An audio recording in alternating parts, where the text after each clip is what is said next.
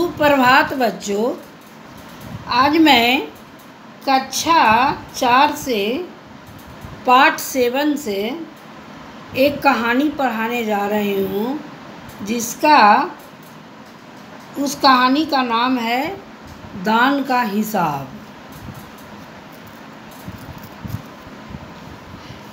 एक राजा था। वह अपने कपड़ों आदि पर हजारों रुपए खर्च कर देता था, परंतु दान करने में कंजूसी था। दान करने में वे बहुत ही कंजूस थे। राजसभा में गरीब, दुखी, विद्वान और सज्जन का बिल्कुल ही इज्जत और सत्कार नहीं होता था। एक बार देश में बहुत बड़ा अकाल पड़ गया।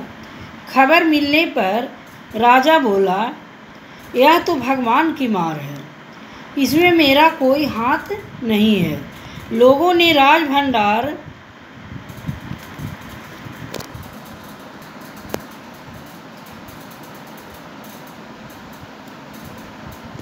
एक बार देश में अकाल पड़ गया। राजा को खबर मिलने पर राजा बोला, यह तो भगवान की मार है, इसमें मेरा कोई हाथ नहीं है। लोगों ने राजभंडार से सहायता करने की प्रार्थना की। राजा ने कहा कि अकाल, भूकंप या गरीबी आने पर सहायता करने से तो राजभंडार खत्म हो जाएगा। यह सुनकर सभी लोग निराश लौट गए। अकाल के कारण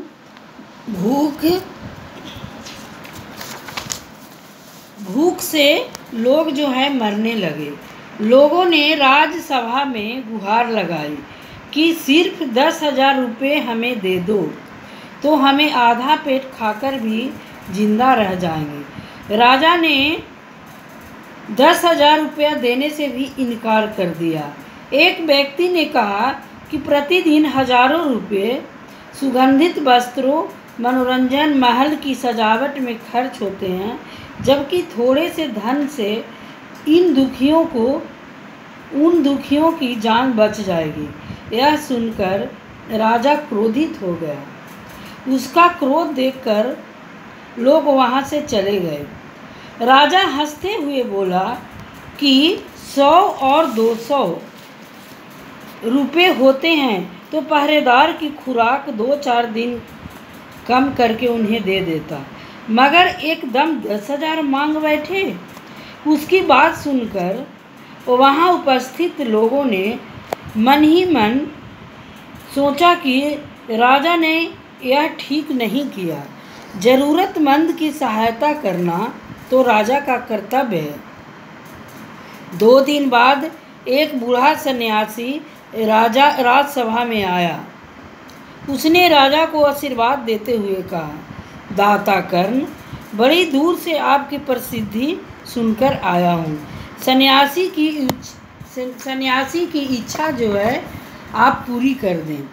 राजा ने कहा कि कम मांगोगे तो मिल जाएगा। सन्यासी बोला कि मैं राजकोष से 20 दिन तक मामूली भिक्षा लेना चाहता हूँ।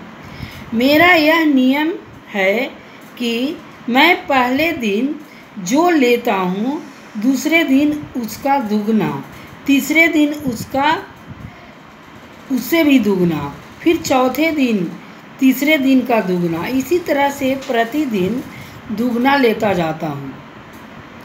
राजा ने कहा कि असली बात यही है कि पहले दिन कितना लेंगे, 2-4 रुपये से पेट भर जाएंगे तो अच्छी बात है, मगर 20-50 हज़ार मांगने लगोगे तो 20 दिन में काफ़ी बड़ी रकम हो जाएगी।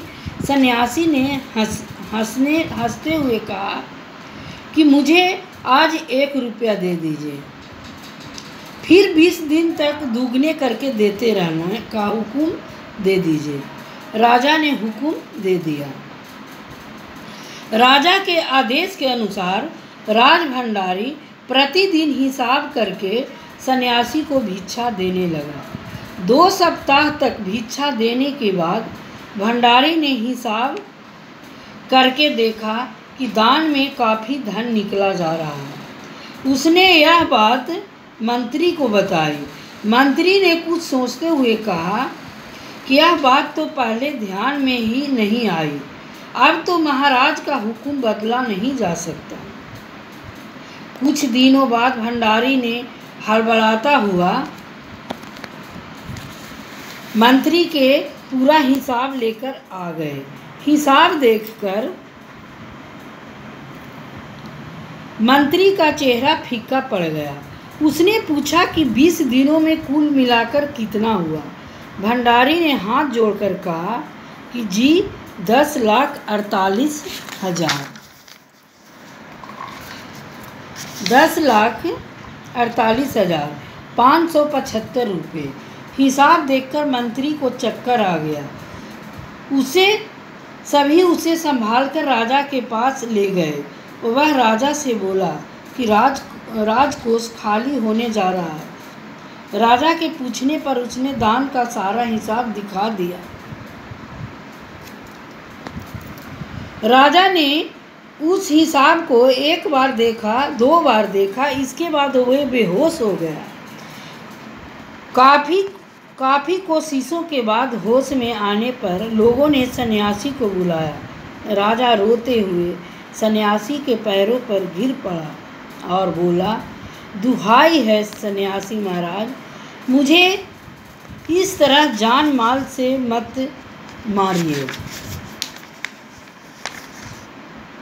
जैसे भी हो एक समझौता करके मुझे वचन से मुक्त कर दीजिए। सन्यासी ने गंभीर होकर कहा कि राज्य में अकाल से पीड़ित लोगों के लिए मुझे केवल 50,000 रुपये चाहिए। राजा ने कहा कि सन्यासी 10,000 रुपये पर मान जाए, मगर सन्यासी अपनी बात पर डटा रहा। लाचार होकर राजा ने सन्यासी को 50,000 रुपये दिए और अपनी जान बचाई। अकाल से राहत के लिए राजा ने 50,000 रुपये देने की खबर पूरे देश में फैल गई। सभी उसे कर्ण जैसा दानी कहने लगे। कहानी से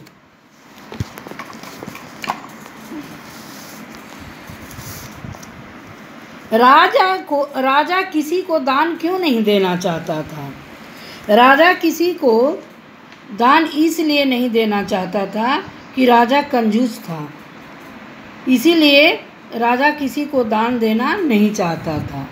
राज दरबार के लोग मन ही मन राजा को बुरा कहते थे, लेकिन वे राजा का विरोध क्यों नहीं कर पाते थे? राज दरबार के लोग मन ही मन राजा को बुरा कहते थे, लेकिन वे राजा का विरोध नहीं कर पाते थे। इसका कारण यह था कि वे राजा से बहुत डरते थे। उन्हें इस बात का डर था कि राजा कहीं उन्हें दंड न दे बैठे। राजसभा में सज्जन और विद्वान लोग क्यों नहीं जाते थे? राजसभा में सज्जन और विद्वान लोग इसलिए नहीं जाते थे कि राजसभा में सज्जन और विद्वान लोग को इज्जत और सत्कार नहीं होती थी। सन्यासी ने सीधे सीधे शब्दों में भिक्षा क्यों नहीं मांग ली? सन्यासी अगर सीधे सीधे शब्दों में भिक्षा मांगता तो राजा इतनी बड़ी रकम देने के लिए कभी तैयार नहीं होता। इसलिए सन्यासी ने ऐसे तरीके से भिक्षा मांगी कि राजा ने उसे छोटी रकम समझ ले। राजा को सन्यासी के आगे गिड़गिड़ाने की जरूरत क्यों पड़ी? राजा को सन्यासी को भिक्षा देने का जो वचन दिया था, उसके अनुसार उसके खजाने से 10 लाख से भी अधिक रुपए निकल जाते और राजा दिवालिया हो जाता, राजकोष खाली हो जाता।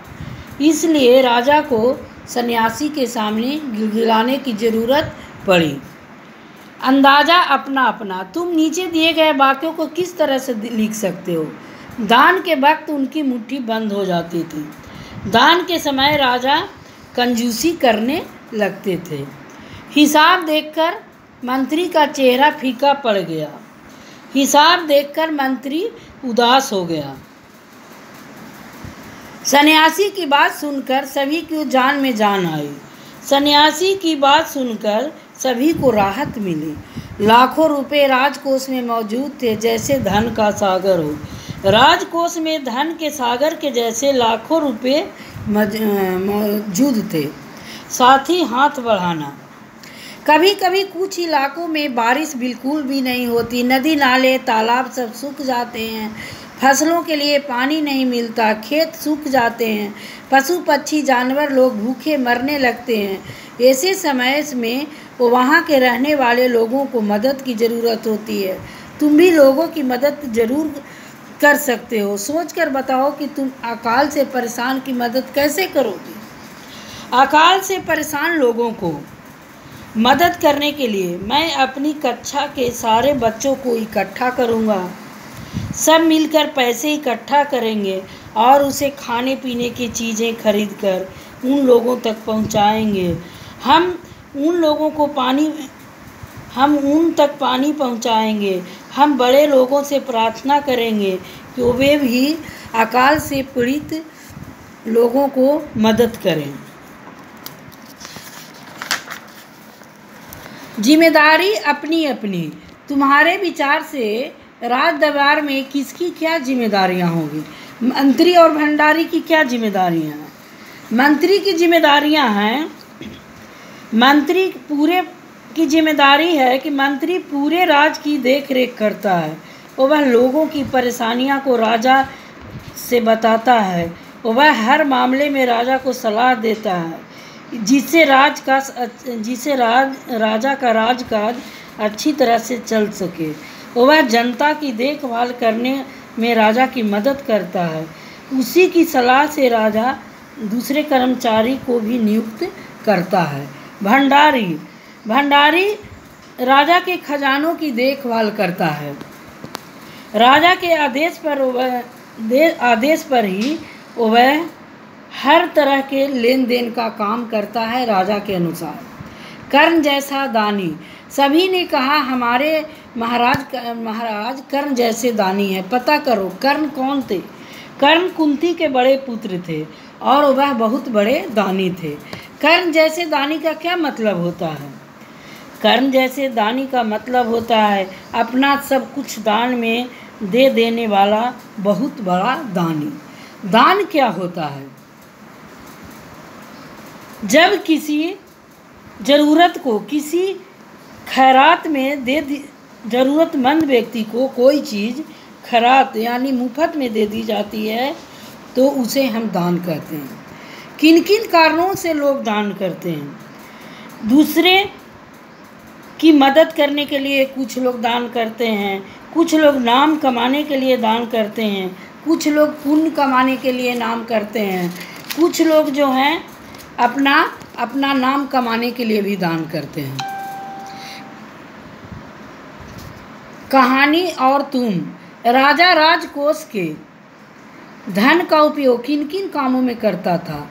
तुम्हारे घर में जो पैसा आता है वह कहाँ कहाँ खर्च होता है, पता करके लिखो। राजा राजकोष के धन का उपयोग सुगंधित वस्त्रों, सुगंधित भोजन, मनोरंजन और महल की सजावट पर खर्च करता था।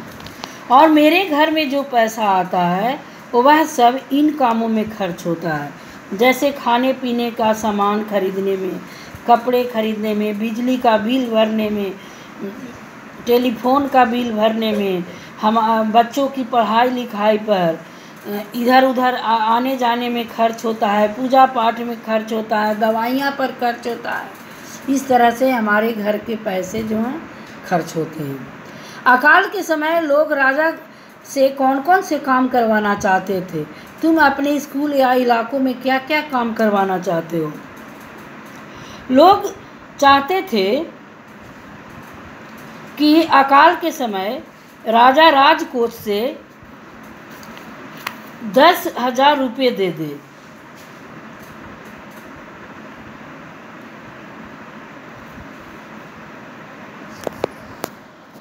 देशों से अनाज खरीदकर अपनी जान बचा सके। मैं चाहता हूँ कि मेरे इलाके के पार्क में अच्छे अच्छे फूल पौधे लगाएं, वहाँ खेलने के लिए झूले लगवाएं। मेरे इलाके में एक अच्छा सा सुंदर खेलने का मैदान बन जाए, आसपास घूमने के लिए पार्क बन जाएं आदि। कैसा राजा? राजा किसी को दान देना पसंद नहीं करता था। तुम्हारे विचार से राजा सही था या गलत? अपने उत्तर का कारण बताओ। हमारे हिसाब राजा गलत था, क्योंकि मुसीबत में राजा का कर्तव्य है प्रजा की रक्षा करना और उसकी उचित देखभाल करना। राजा दान देने के अलावा किन किन तरीकों से लोगों की सहायता कर सकता था? राजा अपने अनाज भंडार से लोगों को अनाज बांटकर उनकी सहायता कर सकता था। गांव शहर में कुएं नहर खुदवाकर, जिससे भविष्य में अकाल की नौबत न आए। इस तरह से राजा जो है लोगों की सहायता कर सकता था। पूर्वी सीमा के लोग भूखे प्यासे मरने लगे। पूर्व शब्द का दो अर्थ होता है, एक दिशा और दूसरा पूर्व का अर्थ होता है पहले। नीचे दिए गए कुछ शब्द दिए गए हैं, इनके दो दो अर्थ इनका प्रयोग करते हुए वाक्य बनाओ। जल, जल से वाक्य बनाना है। वर्षा होने पर चारों तरफ जल भर गया। एक जल हो गया कि गर्म दूध गिरने से मेरी हाथ जल गई। मन, मेरा फेल होने की बात सुनकर मेरा मन उदास हो गया। मेरे पापा आज 4 मन गेहूं खरीदे हैं। मगर, मगर ने बंदर अपना कलेजा लाने को कहा। मगर ने बंदर से अपना कलेजा लाने को कहा। आभा ने बहुत कोशिश की मगर तितली उसके हाथ नहीं आए। नीचे दिए गए दिशाओं के नाम लिखे। तुम्हारे घर स्कूल के आसपास इन दिशाओं में क्या क्या है तालिका में भरो। बच्चों अपने अपने घर और स्कूल के अनुसार इन दिशाओं में पढ़ने वाली चीज़ों के नाम भरें। क्या क्या है तुम्हारे दिशा? घर के पूरब में क्या है, पश्चिम में क्या है, उत्तर में क्या है, दक्षिण में क्या है, स्कूल के पूरब में क्या है, स्कूल के पश्चिम में क्या है, स्कूल के उत्तर में क्या है, दक्षिण में क्या है। बच्चों एक खुद से भरें, स्वयं भरें। इस कहानी के पढ़ने के बाद सब्सक्राइब करें और शेयर करें और लाइक करना न भूलें।